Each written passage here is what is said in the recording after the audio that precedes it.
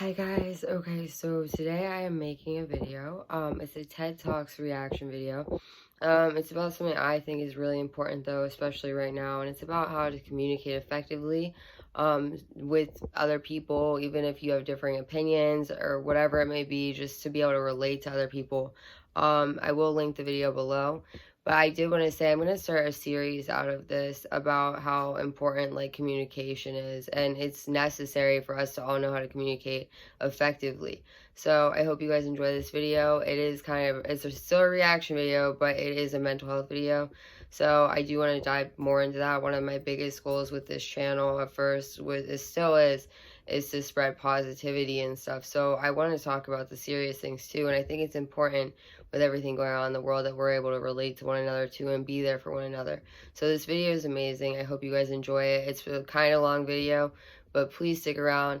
If you enjoy it, make sure to subscribe and watch my other reaction videos. They're not all so serious. I have a lot of funny ones, but I will have a video for you guys tomorrow. Guys, so let's start this video.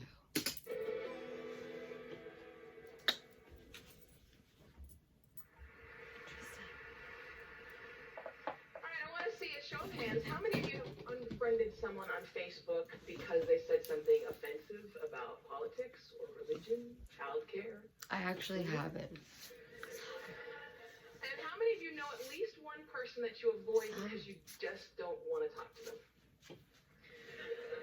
Me. You know, it used to be that in order to have a polite conversation, we just had to follow the advice of Henry Higgins and My Fair Lady, stick to the weather and your health. But these days, with climate change and anti-vaxxing, those subjects are not safe either. So this world that we live in, this world in which every conversation has the potential to devolve into an argument where our politicians can't speak to one another, and where even the most trivial of issues have someone fighting both passionately for it and against it, it's not normal. Pew Research did a study of 10,000 American adults, and they found that at this moment, we are more polarized, we are more divided than we ever have been in history. We're less likely to compromise, which means... Unfortunately, this video was actually made 4 years ago, but the crazy thing is that statement couldn't be more true now. Sorry my dog is making so much noise, but I mean, it is alarming sometimes to think how divided everything really is sometimes. Like, it's scary, actually. But I like how she talks a lot in this. I've watched this, like, so many times because it's opened my eyes to just communicate better in general. Not just for, like, work and stuff, but I have a lot of friends and stuff that have always had my back and have always been there for me. And it's like, and I've always been there for them, but I haven't known how to show it sometimes. So I love watching these videos for that reason. We're not listening to each other. And we make decisions about where to live, who to marry, and even who our friends are going to be based on what we already believe. Again, that means we're not listening to each other. A conversation requires a balance between talking and listening, and somewhere along the way we lost that balance. Now, part of that is due to technology, the smartphones that you all either have in your hands or close enough that you could grab them really quickly. Or that you're recording with. Guys, I actually, like, hate my phone. I avoid it, and I know people get offended by it, but like I have become so it feels almost abnormal how often I can get sometimes on my phone that I try to avoid doing it. According to Pew Research, about a third of American teenagers send more than 100 texts a day, and that is insane. Many of them, almost most of them, are more likely to text their friends than they are to talk to them face to face. There's this great piece in The Atlantic. It was written by a high school teacher named Paul Barnwell. And he gave his kids a communication project. He wanted to teach them how to speak on a specific subject without using notes. And he said this: I came to realize that conversational competence might be the single most overlooked skill we fail to teach. I agree. Like, I went to a really good school. I go to a good college.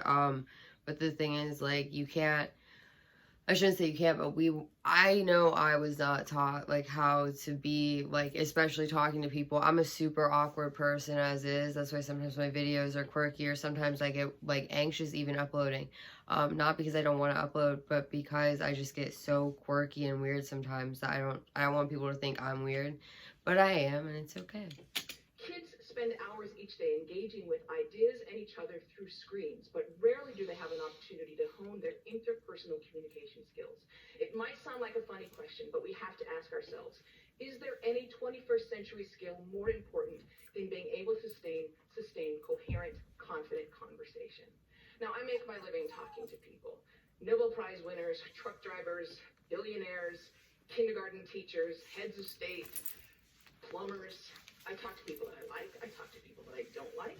I talk to some people that I disagree with deeply on a personal level. Sorry. But I still have a great conversation with them. So I'd like to spend the next 10 minutes or so teaching you how to talk and how to listen. Many of you have already heard a lot of advice on this. Things like look a person in the eye, think of interesting things, topics to discuss in advance, nod and smile to show that you're paying attention. Repeat back what you just heard or summarize it. Bite. So I want you to forget No all bite. of that. It is crap. Honestly, she's right, because like I know for me personally, like I am big on eye contact, but like I know it comes off weird to some people too. Like sometimes I get like so intense that it's like creepy. But There yeah. is no reason to learn how to show you're paying attention if you are in fact paying attention. I love her. Now, I actually use the exact same skills as a professional interviewer that I do in regular life. Get down. So, I'm going to teach you how to interview people, and that's actually going to help you learn how to be better conversationalists. Learn to have a conversation without wasting your time, without getting bored, and please God, without offending anybody. Alright guys, 1 second. I'm sorry. My dog was going insane. I am sorry I'm making this video so long, guys. Before we know what it's like, the kind of conversation where you walk away feeling engaged and inspired, or where you feel like you've made a real connection, or you've been perfectly understood. There is no reason why most of your interactions can't be like that.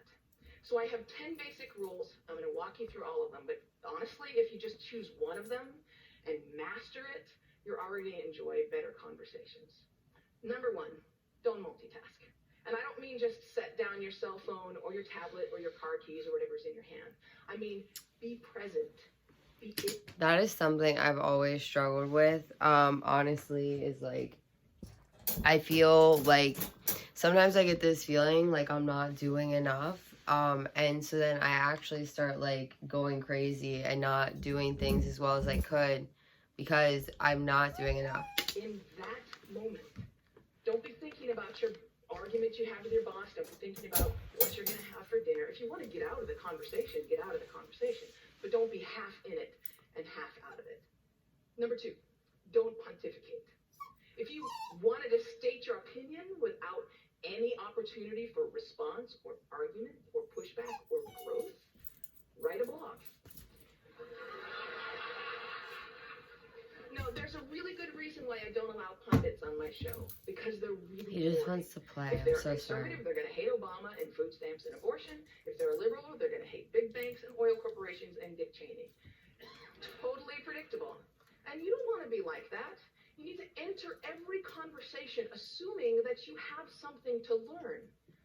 The famed therapist... I've always said that like I think you can firmly believe, like I firmly believe that you can learn something from every person you meet. Guys, sorry for that weird pause again. My dog went completely berserk again. Let's keep going. Evan Scott Peck said that true listening requires a setting aside of oneself. And sometimes that means setting aside your personal opinion. He said that sensing this acceptance, the speaker will become less and less vulnerable and more likely to open up the inner recesses of his or her mind to the listener. Again, assume that you have something to learn. Bill Nye, everyone you will ever meet knows something that you don't. True. I put it this way. Everybody is an expert in something. And that is one of my favorite things she says in this video. Number 3, use open-ended questions. In this case, take a cue from journalists. Start your questions with who, what, where, when, why, or how. If you put in a complicated question, you're going to get a simple answer out. If I ask you, were you terrified? You're going to respond to the most powerful word in that sentence, which is terrified. And the answer is, yes, I was, or no, I wasn't. Were you angry? Yes, I was very angry. Let them describe it. They're the ones that know. I've been practicing that instead of always like asserting my opinion or my like what I think happened. I've been letting, especially with people I'm close to, actively trying to like let them tell me, like asking the open-ended questions, and it actually like it makes me feel good to like hear about their stuff too in more details than usual. Try asking them things like, what was that like? How did that feel? Because then they might have to stop for a moment and think about it. And you're going to get a much more interesting response. Number 4, go with the flow. That means thoughts will come into your mind and you need to let them go out of your mind. We've heard interviews often in which a guest is talking for several minutes and then the host comes back in and asks a question which seems like it comes out of nowhere or it's already been answered.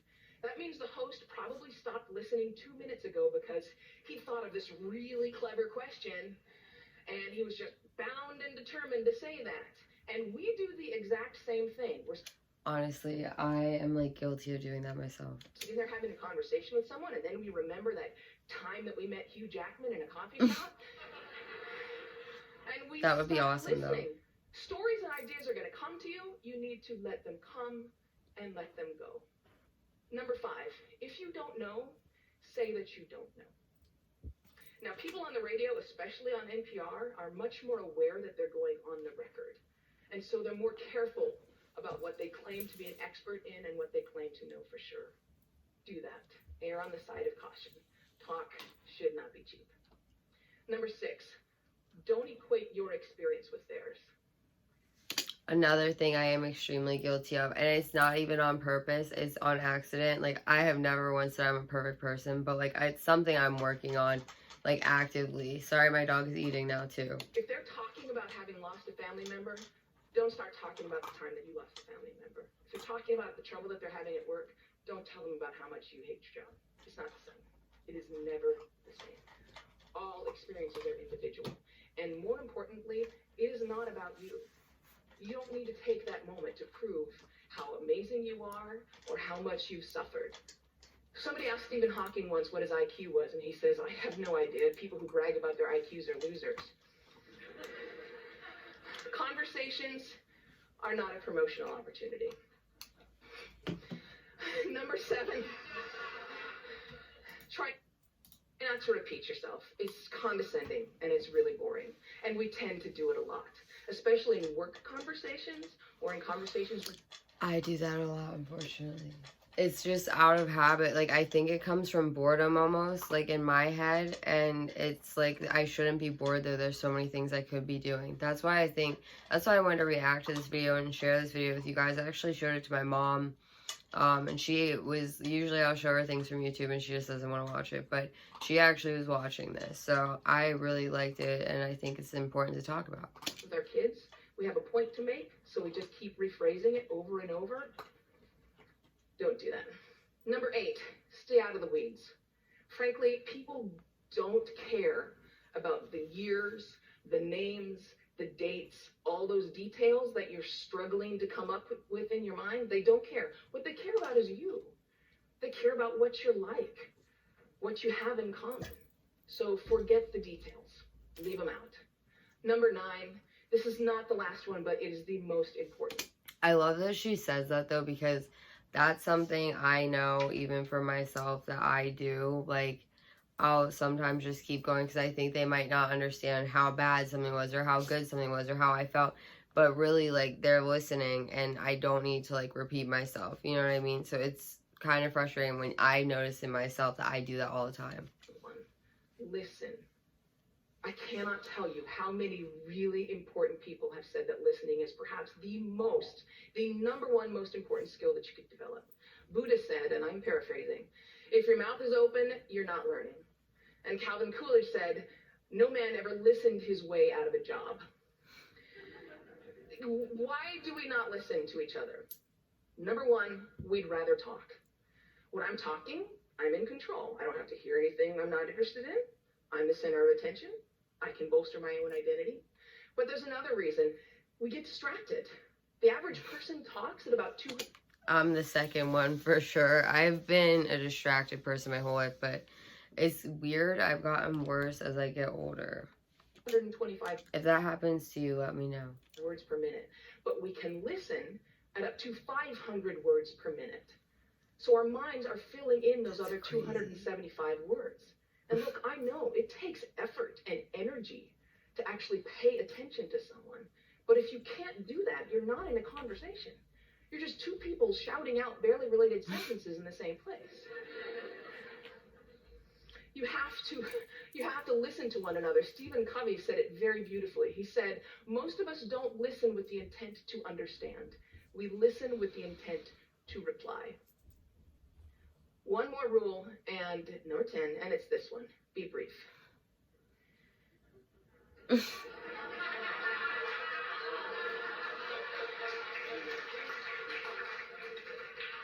All of this boils down to the same basic concept, and it is this one. Be interested in other people. You know, I grew up with a very famous grandfather, and there was kind of a ritual in my home. People would come over to talk to my grandparents, and after they would leave, my mother would come over to us and she'd say, do you know who that was? She was the runner-up to Miss America. He was the mayor of Sacramento. She won a Pulitzer Prize. He's a Russian ballet dancer. And I kind of grew up assuming everyone has some hidden amazing thing about them. And honestly, I think it's what makes me a better host. I keep my mouth shut as often as I possibly can. I keep my mind open, and I'm always prepared to be amazed. And I'm never disappointed. You do the same thing. Go out, talk to people, listen to people, and most importantly, be prepared to be amazed. Thanks. Alright guys, so that video gives me chills, especially with the way the world is right now. I think it's important that people become more open-minded.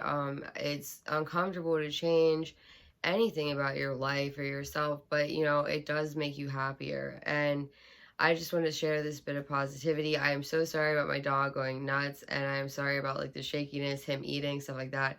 But I hope you guys did enjoy this video, and I will have more for you tomorrow. Bye.